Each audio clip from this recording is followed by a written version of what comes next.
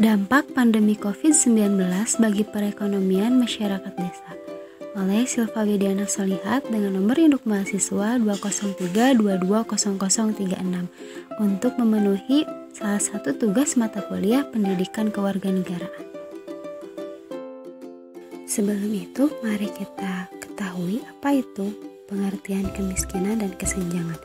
Pada konferensi PBB terkait pengembangan sosial, Deklarasi Kopenhagen menjelaskan kemiskinan sebagai kondisi yang ditandai oleh kehilangan kebutuhan dasar manusia, termasuk makanan, air minum yang aman, fasilitas sanitasi, kesehatan, perumahan, pendidikan, dan informasi.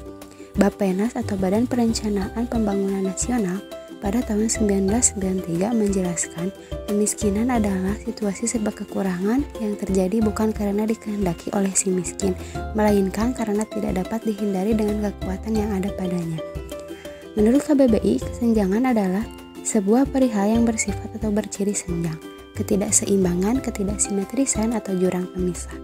Kesenjangan sosial diartikan sebagai kesenjangan atau ketimpangan atau ketidaksamaan akses untuk mendapatkan atau memanfaatkan sumber daya yang tersedia.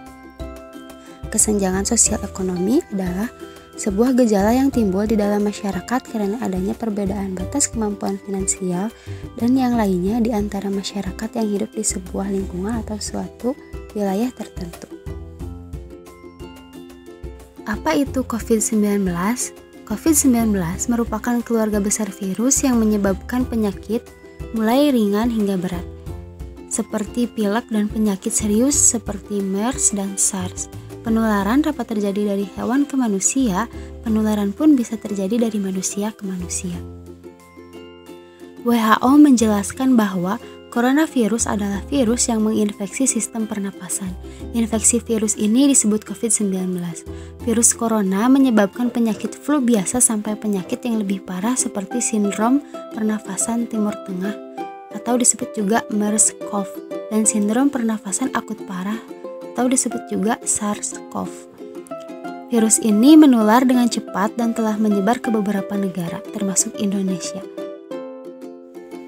Penyebaran virus corona yang luas dan cepat membuat pemerintah bereaksi dengan membatasi mobilitas dan interaksi masyarakat. Pabrik dan motor ditutup, sekolah diliburkan, restoran tidak menerima makan minum di tempat, dan sebagainya. Segala aktivitas yang membuat orang berkumpul menjadi tabu. Di satu sisi, social distancing ini berhasil menyelamatkan nyawa. Terbukti kasus baru semakin menunjukkan tren penurunan.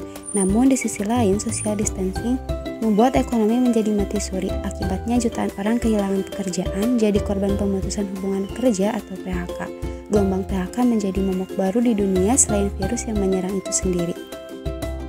PHK juga dilakukan karena kurangnya pembelian dari konsumen dan dibatasinya ekspor ke negara tertentu sehingga akan menghambat ekspor dan mengurangi pendapatan perusahaan. Bahkan perusahaan bisa mengalami kerugian. PHK ini menjadi alternatif terakhir bagi pengusaha.